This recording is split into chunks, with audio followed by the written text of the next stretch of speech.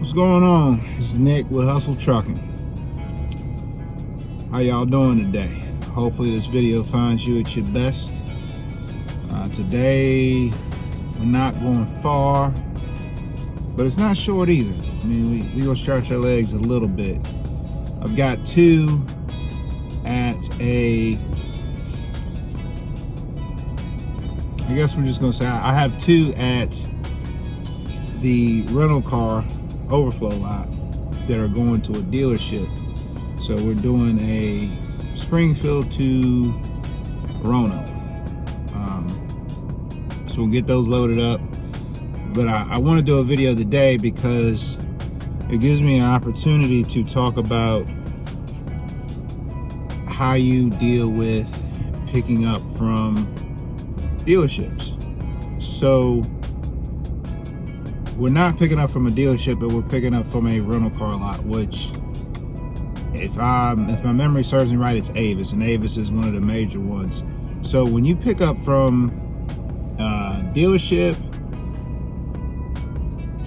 IA, Copar, rental lot, anytime that you're acting as a quote-unquote middleman, what you're going to have to do is you're going to have to get what we call a gate pass or a release letter. They both kind of serve as the same thing. They're both basically a form that states that the people that are purchasing said vehicle have given you permission to transport said vehicle for them from the pickup to their facility.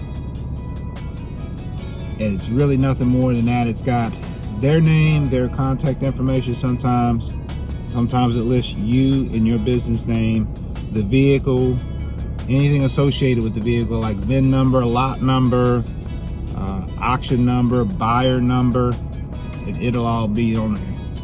And you have to print that out. Now sometimes you'll get lucky and some of these dealerships will take it via your cell phone. And then sometimes they may say, hey, can you email it to me?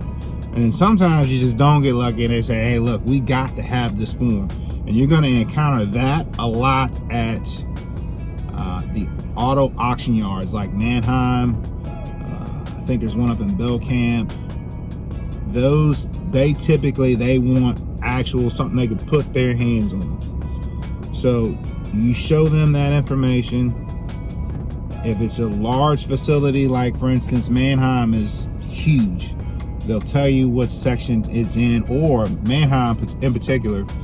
I don't know about Pennsylvania, but I know here in Fredericksburg, they have an app and you scan the QRF code and it tells you what zone it's in or what block it's in to kind of help you from walking 30 miles to find said vehicle. So once you do that, you drive the vehicle out of the yard onto your trailer. Now, if it's at an auction yard, you're gonna have to go through a gate more than likely, and they're gonna have to remove their little security tags and their security things before you can drive off. And then you get loaded and you take it to your destination, which is pretty much what we're doing today. I think I might get sort of lucky and we might be able to make a pit stop since we have to pass the buyer's location. And he has offered to potentially pay us via check so that we don't have to wait for a quick pay, which always a bonus. Anytime you don't have to wait to get paid, you can get paid on the spot, money. So I did my truck check before I started talking to you guys. So I'm going to zip down the road and pick up my big trailer, and we're going to head to Springfield to get loaded. We are going to undo our safety chains, hook our safety chains up. Got two of them, one on each side. Chain goes in. Got our trailer lights. Unfold those. Plug them into our plug here. Make sure it's locked in good and tight. And then we do our breakaway cable. Now, here's the important thing, all right? So on the breakaway cable with the gooseneck, do not hook this breakaway into the same place your safety chain is, because that, I guarantee you, will be a DOT violation. So you have to find somewhere that's not this to hook this up that is attached to the vehicle. Luckily with my dually, I've got these tie downs right here. Hook it right in, we good to go.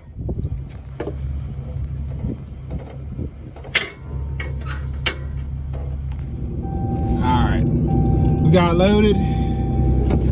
Everything went pretty smooth. Got strapped down. Just talked to my customer. We're gonna stop short and collect payment. So we will have funds in our hand before we unload, which in my honest opinion is a spectacular day. You guys hear me harp on that a lot, and I'm gonna tell you why I harp on it so much. Because as a record driver, back when I used to run a tow truck, I actually had it happen a couple times where, you know, you get to the drop location and they don't want to pay, or they try and find a way to get out of paying for services rendered. Now, what I want you to keep in mind is, as long as that vehicle is on your truck, it's in your possession. And I'm trying to remember that saying where they say possession is, was it 9/10 of the law or something like that? Anyway, it's a whole lot easier to get paid when you still got that vehicle on your truck, especially if law enforcement has to be called in to remedy the situation. So don't unload if it's COD and it says paid on delivery. Don't unload till you get paid. Now you're going to run into the different types of loads. You're going to run into some that are COD, which is cash on delivery, COP, which is my personal favorite, cash on pickup. You have ACH, where the funds will be wired to your bank account. You have check, where they'll pay by check. You have some that are, all right, this is how this breaks down. You have 2-day quick pay. Some guys are 10-day payout. Some guys are 5-day payout. And then you get my personal least favorite is, I think they call it net 30, where they pay you at the end of the month. You don't see that too often in auto transport. I have encountered two, but you're gonna see that a whole lot more in, you know, hauling freight. That's when getting a factoring company involved. So a factoring company basically is a company that will basically issue you funds, and then they will go back to whoever you did the load for and collect funds from them, so that you're not waiting 30 days. Now, this is what I want you to keep in mind. Should you choose to use a factoring company, and let's just say whatever freight company you were hauling freight for doesn't pay the factoring company, you're still held liable. I don't know all of the repercussions. I've heard, you know, the funds will be withdrawn from your account. You'll be billed for the amount of funds. I've heard quite a few things. So just keep in mind, just because you submitted it to the factoring company and the factoring company pays you, it still could very well be your responsibility if the freight company for some reason doesn't come up with payment. So with that being said, we're gonna try and put some miles behind us and get to Roanoke. And I'm going to try really hard to set up to show you guys how I unload. I've done a million videos showing you guys how I load up. And to be honest, with these over the wheel straps, I feel like I could teach a kid how to do it. You just put the strap over the wheel. It's pretty easy. But I am going to go over how I unload, which is pretty much just about everything in reverse. But I still cover it just so you can see it. I know some people learn best by visual aid.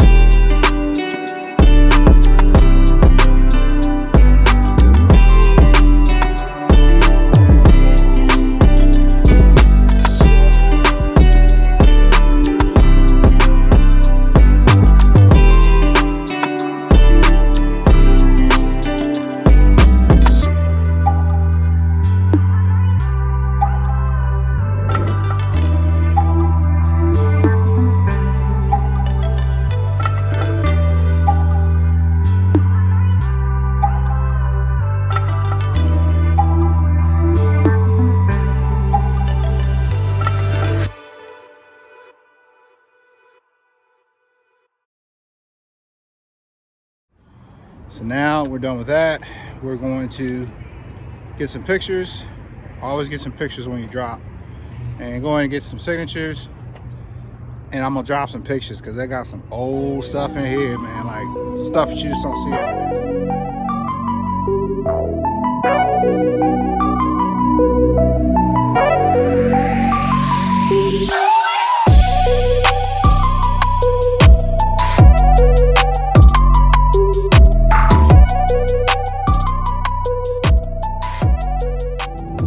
Well, that's a wrap. Got them unloaded. He's on back to the house. Probably pick up tomorrow. Actually, no. Probably be the day after. Got some things going on with the house. Got to take care of. It gives me time to see if I can find me a couple quick loads, make a couple quick dollars, and then eventually we'll get back into stretching out and seeing some new territory. As always, I really appreciate y'all taking time to watch the video, seeing what's going on with me, and maybe I can share some things y'all didn't know.